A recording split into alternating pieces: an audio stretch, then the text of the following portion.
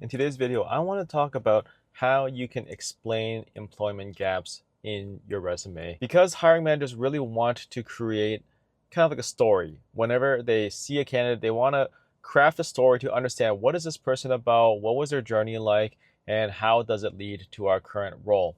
So that's why it is very important for you to be able to explain this employment gap. So without further ado, let's get started on how you can answer this question. Now, the first thing you need to understand is you need to address this question with honesty and positivity, because the last thing people want to see is people getting defensive about having kids or about taking care of family members and just trying to justify it and over justify it and feeling uncomfortable with it.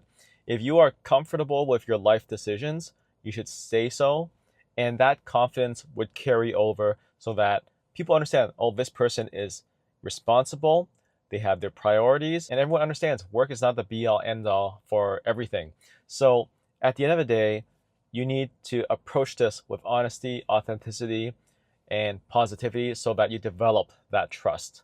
Because at the end of the day, the whole interview process is for hiring managers to figure out, can they trust this person to be on their team? The second thing you need to do when addressing employment gaps is to prepare for it. And when I say prepare a story, what I mean is essentially using the STAR method, outline what was the situation, what you had to do, what action you took, and what was the result of this whole employment gap. So that's a structure for you to present your narrative. And if you're not sure what the STAR method is, check it out in my previous video. But one thing in terms of the preparation is you definitely need to rehearse it so that you can come across concise, confident, and just natural in how you tell this story, because it is one that people would have questions about. Now, the third thing is my longer point, which is what are the strategies that you can use to address these gaps? And there are several. The first strategy that you could use is to highlight the productivity that took place during the gap.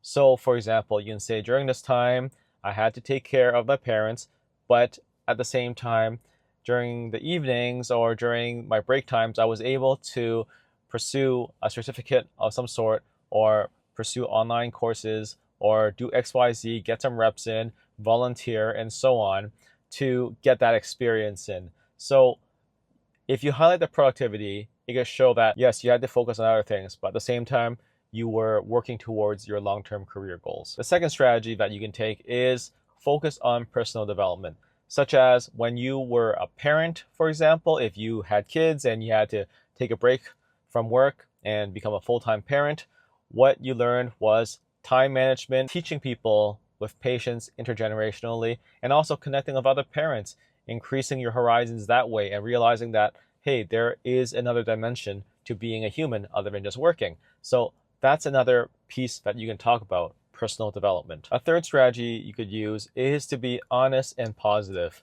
So one thing that happens, which is out of all our control, is layoffs. And if your employment gap was because of a layoff situation, one thing that is very common and understandable for most hiring managers is that you took that period to take a break and to reflect on your long-term career goals. And you came to the decision that XYZ is what you want to do, and this aligns with the current role that you're applying for. And you can really emphasize that this taught you the lessons of resilience, planning, and execution and pivoting, right? These are all important pieces of being a successful worker. The fourth and final strategy that you could apply to this is selectivity, in that this is a very deliberate choice in terms of the role that you're applying for, that you've been preparing for, that you've grown towards, and that it really aligns with your long-term goals. And one thing you may have noticed by now is that these four strategies are not mutually exclusive. You can roll them together so that you can present a really compelling case on why this gap was actually a benefit. And you put a positive spin to it on why it leads you to this role and why you will be successful in it. Now, having talked about the strategies that you can apply, let's talk about some of the mistakes to avoid.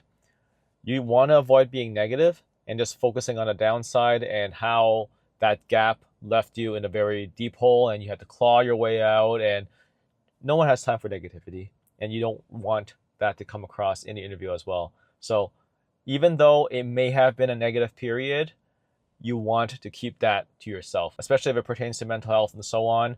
You don't want to disclose that during the interview. These are things that are personal to you and you don't have to disclose it. Another common mistake that people make is over-explanation. They spend too much time justifying their gap, justifying this and that it comes across suspicious. If you talk about the high level, this is what happened, and this is what I dealt about it, that is typically enough.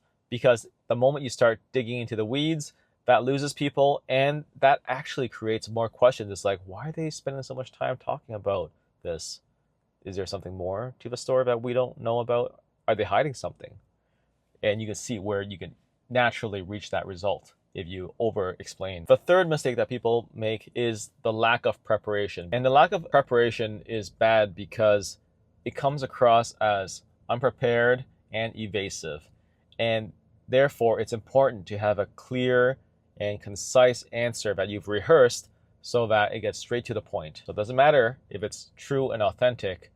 If you're rambling about it, if you're over-explaining, that comes across as a negative sign. The fifth and final thing that I would recommend is to turn this employment gap into an asset. What you want to do at the very end, after applying all the strategies and avoiding mistakes that I talked about, is to bring it back to the role. How has this journey led you to where you are today?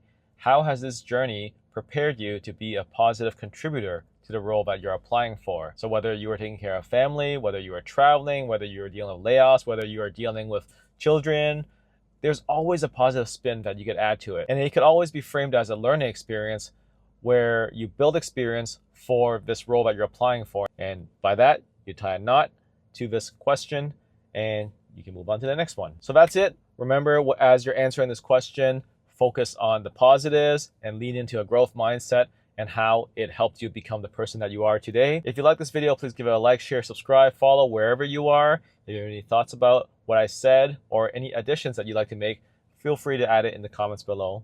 And I'd love to hear more. Take care, everyone.